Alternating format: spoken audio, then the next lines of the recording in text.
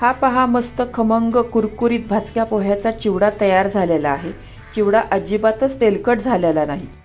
आज आपण अर्धा किलो भाजक्या पोह्यापासून कुरकुरीत चिवडा कसा बनवायचा ते पाहणार आहोत। रेसिपी नेहमीप्रमाणे खूप साधी आणि सोपी आहे। चिवडा म्हटलं तर बरेचदा काय होतं की चिवडा कुरकुरीत होत नाही किंवा तो मऊ पडतो, खाताना चिवट लागतो, अशा बऱ्याच गोष्टी होतात।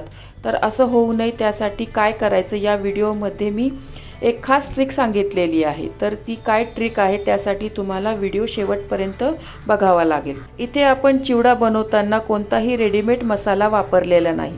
तर या चिवड्यासाठी जो मसाला लागणार आहे तो आपण घरीच बनवलेला आहे।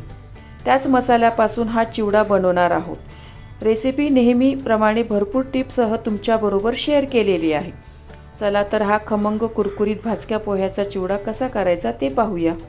पूर्ण रेसिपी पाहण्यासाठी माझ्या फोटोच्या खालील त्रिकोणावर क्लिक करा, जेणेकरून तुम्ही त्या रेसिपीवर जाल।